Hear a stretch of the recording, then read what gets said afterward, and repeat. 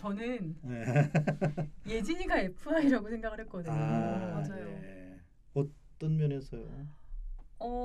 그냥 그렇게 생각을 했어요. 지금 집들이에 온 커플들에게 우리 핸드폰 가지고 게임해 볼까? 어떤 그렇게 제안을 하는 것 자체가 FI라고 생각을 했거든요. 그러니까 석호가 했던 장난은 그러니까 유쾌하기 위해서 그 순간에 그냥 나왔던 거고 전체 흐름을 바꿀 만한 어떤 게임을 제시한 건 사실 예진이었잖아요. 그렇죠. 네, 그래서 저런 게임을 순간에 제안할 수 있는 거는 전 FI밖에 없다라고 생각을 했고요. 그리고 좀 그 예진이의 행동이 전 되게 얄미웠거든요. 영화 속에서 어떻게 말을 저렇게 하지? 왜 저렇게 자랑을 하고 갑자기 저런 게임을 제안을 하며 그러면서 자기는 숨길 거 다 숨기고 있었잖아요. 그렇죠. 뒤에서 네. 주무와 그런 관계가 밝혀졌을 때 본인은 들통나지 않을 거라는 자신감으로 이 게임을 제안했구나. 치밀한 면도 좀 있었긴 했지만 그런 아닌가 부분 봐요. 때문에 네 왠지 교수님의 표정이 지금 어두워지셨어. 어디까지 얘기해야 될지. 네. 근데 뭐 일단 예진이 성격 같은 경우에는 일단 머리형이에요. 그래서 감정에 잘 휘둘려 하지 않으려고 하는. 네. 오히려 그랬기 때문에 우리가 인간적으로 볼 때는 좀 차갑고 그래 보일 수 있는 거거든요. 그래서 뭐 예를 들어서 예진이 같은 경우에는 학창 시절에 석호로 만난 걸 계속 후회하거든요. 또 그때 또 석호를 통해서 학교 다닐 때 임신한 것도 후회하고. 그런데 예진이가 만약에 T계열 4고형이라고 한다면 외모적으로 절대 TI는 아닌 것 같고요. 그렇다고 T2보다는 그래도 TL에 좀 가까운데 네. TL 같은 경우에는 뭐랄까 좀 뭐 맏며느리감이라든가 새로운 것보다는 좀 원래 안정적인 걸 추구하고 좀 더 제가 생각한 TL의 이미지는 이렇게 편안하거나 좀 순종하거나 이런 이미지를 많이 생각을 했거든요. 네네네. 근데 TL 치고 예진이는 좀 더 화려하고 그렇게 주무와 바람을 필 정도로 일탈도 꿈꾸고 그래서 저는 감정형의 모습이라고 더 많이 봤던 것 같아요. TL도 그럴 수가 있나요? 그러니까 우리가 이제 예진 성격을 저는 이제 TL이라고 보는데 여러 가지 면에서 아버지가 굉장히 엄하잖아요. 네. 엄하고 약한 분이고 네네. 또 약간 권위적이고 그 밑에서 그 아버지의 권위를 늘 지켜오면서 살았던 게 예진이거든요. 그래서 그걸 또 추구하고 좋아하고 그런데 딱 한 번 그걸 어겼던 게 석호를 만나서 네네. 임신했던. 그러니까 예진의 전체 인생 가운데서 석호를 만나서 학창 시절에 임신한 게 5점인 거죠. 그게 너무 싫은 거예요. 네. 그럼 당연히 그 관계를 통해서 태어난 아이는 어떨까요? 마음에 들지가 않아요. 실제적으로. 근데 이 딸이 또 누굴 좀 닮았어요? 아빠를 닮은 거예요. 어떻게? 남자친구 만나지 말라고 해도 가고 엄마한테 매일 이렇게 뭐 그 나이 때 다 그렇겠지만. 네.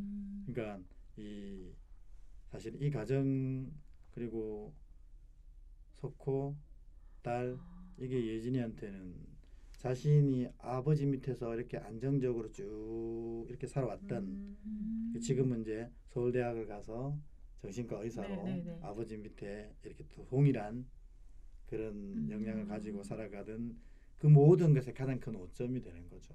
저는 그 예진이가 딸한테 그렇게 했던 이유나 그 모습이 딸이 어렸을 때 예진의 모습을 닮았기 때문이라고 생각을 했거든요. 그러니까 혹시나 나처럼 그렇게 될까봐 그러니까 자신과 닮은 모습이어서 좀 더 간섭을 하는 것처럼 느꼈고 사실 또 정신과라고 하는 면도 좀 제가 보기엔 성형외과보다 더 뭐라고 표현해야 될까요? 특수한? 그러니까 좀 특별한 분야 같아서 그래서 저는 자꾸 FI라고 봤던 것 같아요. 네. 제가 생각할 때 예진은 과를 잘못 선택한 것 같아요. 어. 왜냐하면 정신과라는 게 사람의 마음을 다루는 네, 네. 학문이거든요. 네. 근데 예진이는 머리형인데 아. 사람의 마음을 다루려고 하니까 되게 힘들었을 거예요. 그래서 그게 매칭 좀 안 됐던 것 같아요. 정신과 의사인데 마음을 잘 모르더라고요. 그러니까 사실은 자기의 본능적인 성향이랑 자기 지금 일하고 있는 분야랑 너무 안 맞는 거예요. 그러니까 사실 아무리 엄마이지만 기본적으로 정신과 의사의 어떤 라이센스를 따기 위한 학문을 하다 보면 아이의 마음을 충분히 이해하거든요. 20살짜리의 마음을 왜 이해 못해요? 전혀 이해를 못해요. 물론 아까 얘기했던 것처럼 자기 인생의 오점으로 따라 보거든요. 그런데다가 자기가 생각할 땐 이해가 안 되는 행동만 계속 하는 거예요. 딸이 더 미운 거죠. 왜 지금 그랬는지 알 것 같아요. 파노라마처럼 지나가고 있어요. 그래서 예진이가 자꾸 석호한테 딸에 대한 이야기를 할 때도 공감하지 못하고 되게 딱 맞아요. 교과서적으로.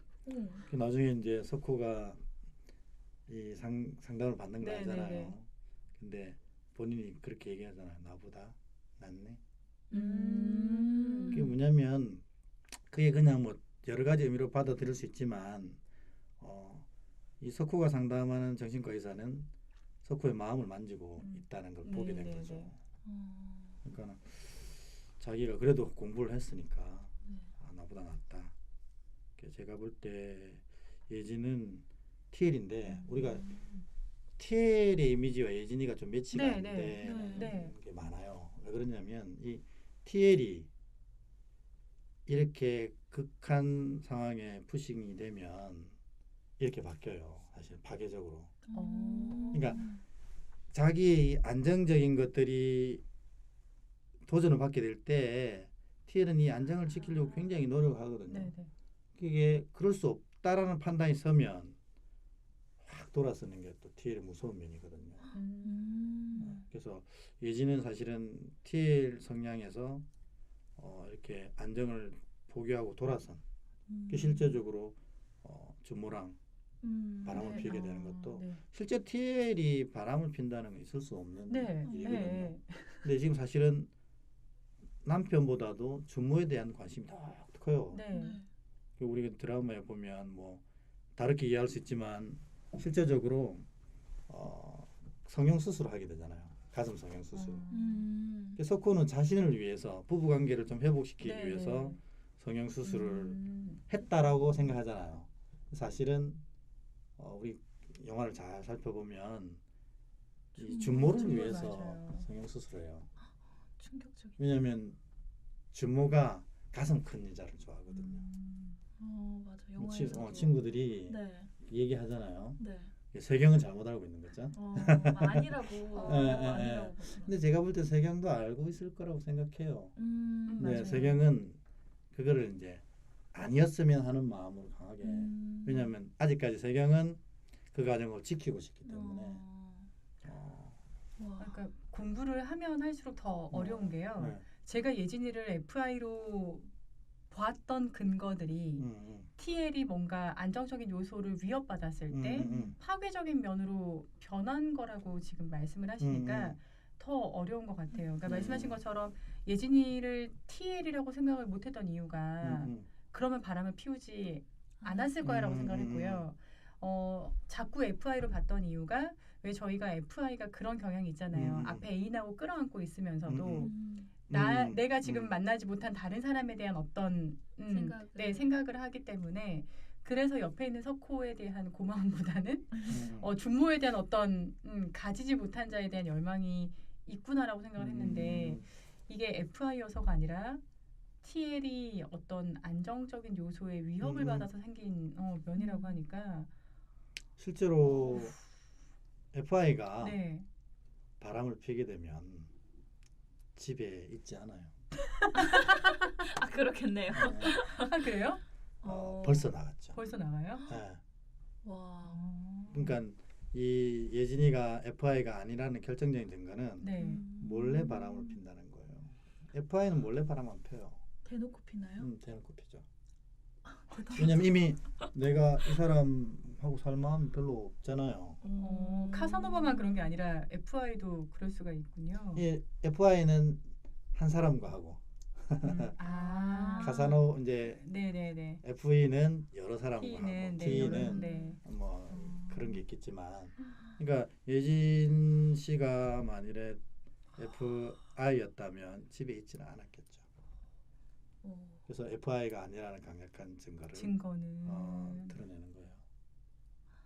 사실 이제 이게 극중 배역이기 때문에 실제로 삶은 이거보다 조금 더 명확해요. 근데 이게 진짜로 드라마틱하게 꿈이다 보니까 조금 그렇긴 한데 네.